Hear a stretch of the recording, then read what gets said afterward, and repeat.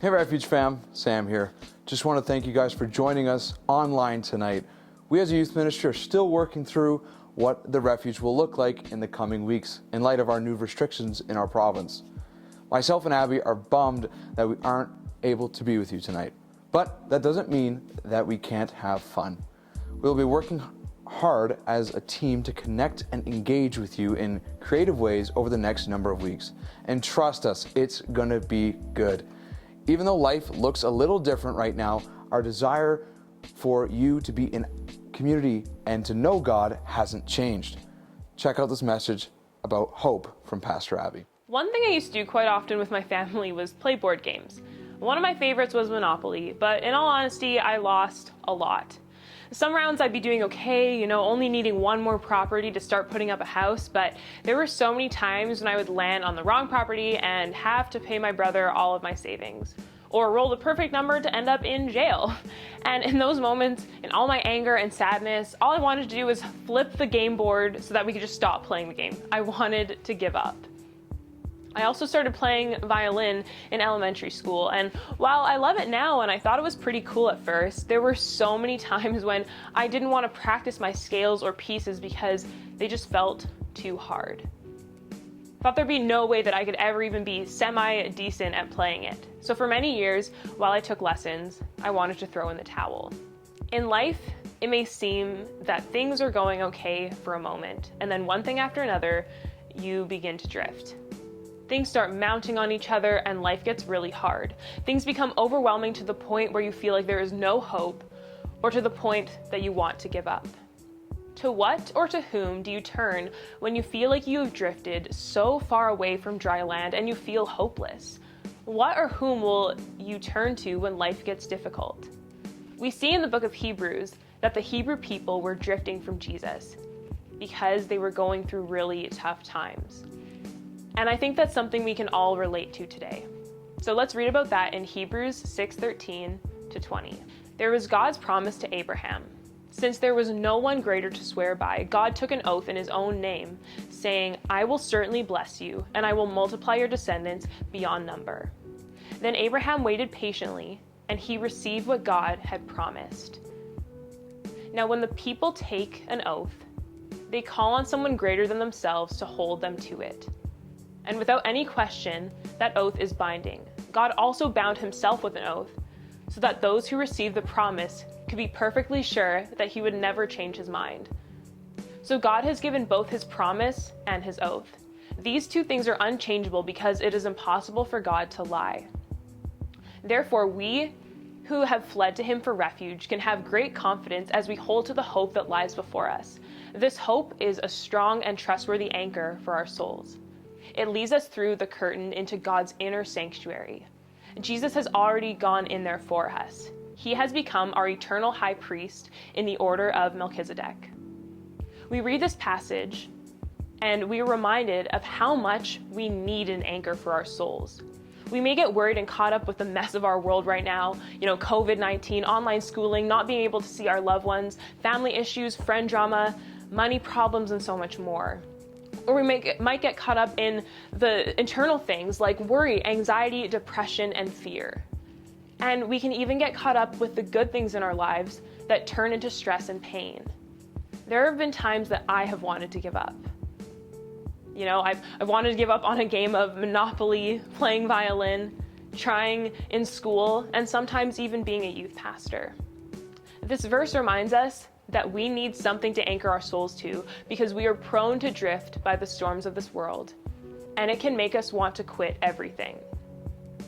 The Hebrew people were in a very hard place, surrounded by people who were not happy with their new faith in Jesus. Their friends ignored them. Their spouses left them. People stopped doing business with them. These Christians were mocked and made fun of. Even their own families disowned them.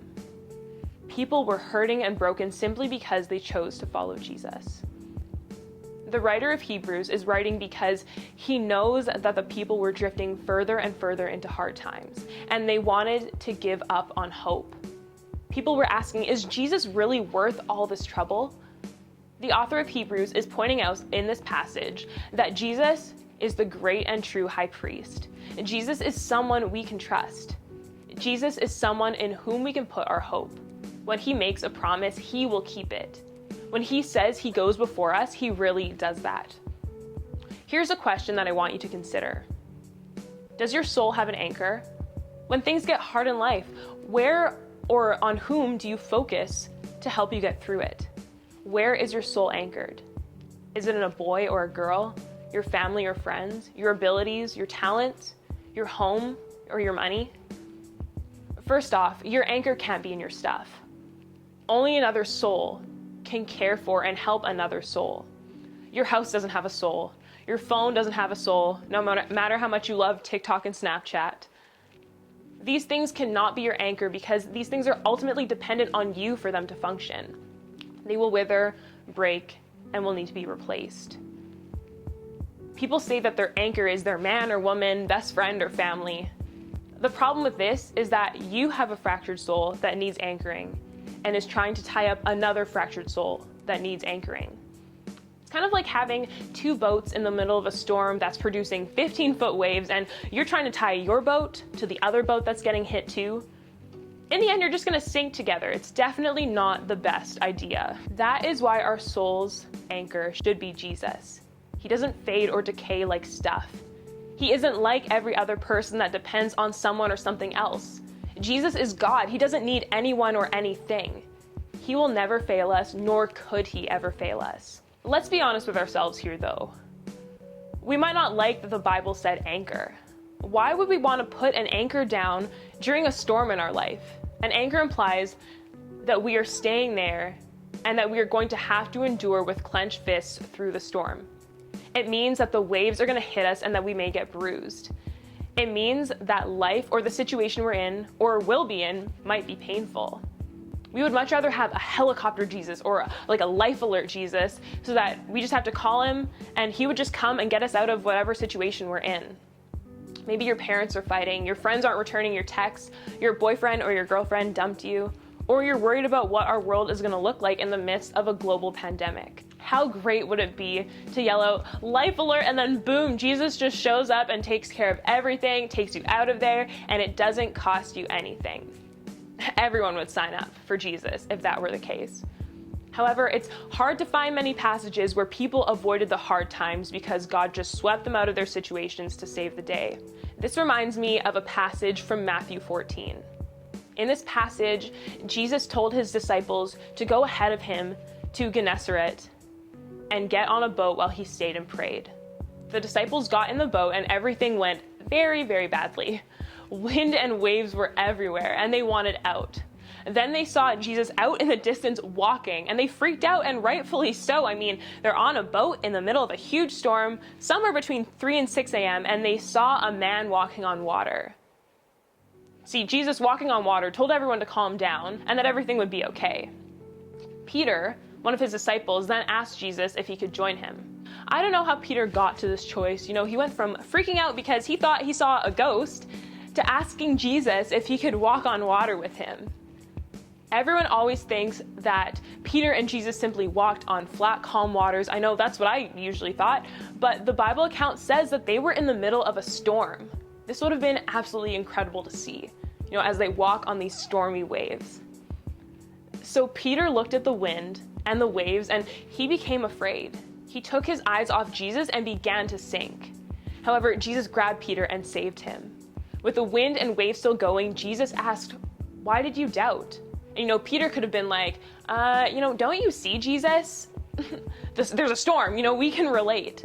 Your parents are fighting, you might be going through relationship problems or friend drama or everything with COVID. It can just feel so overwhelming.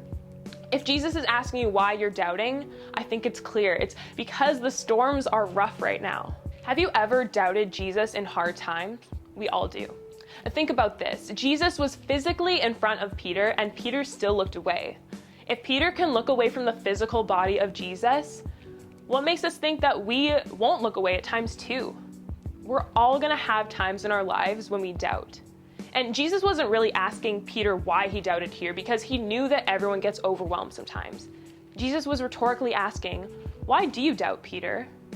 You were for a moment walking on water. I understand that you see the waves and feel the wind, but that doesn't change the fact that you were literally doing the impossible. So why do you doubt? You looked at your circumstances and your surroundings and took your eyes off me. Keep your eyes on me. Jesus is calling us as well to keep our eyes on him. No matter how difficult your circumstances are, focus on Jesus as the anchor of your soul. He will help you go through the hard times.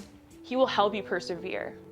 So my question to you is Jesus the anchor of your soul? In Romans 8:28, it says, "And we know that God causes everything to work together for the good of those who love God and are called according to his purpose for them." We have a promise that he will work out the hard times with us. Remember that even in the midst of this challenging year, we here at the Refuge love you, value you, and are praying for you. And most importantly, God loves you, sees you, and will bring us all hope. So thank you so much for joining us tonight, guys. I know that this isn't exactly what we had planned for this evening, but such is life. So make sure that you keep up with us on social media and check out our website for any updates. We love you guys, and have a great night.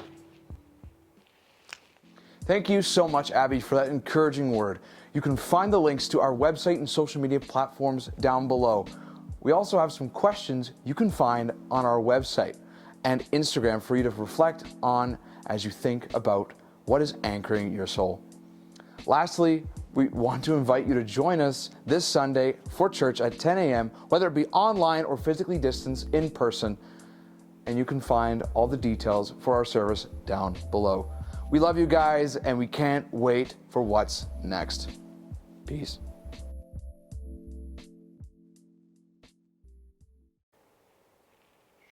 Okay, you can tap it whenever. Hey, Ref, it's upside down. I'm so sorry. I was like, it's okay. There we go. What's up, Refuge fam? That'll never get old. Oh, that was a good one. I like your cut, G. Yikes.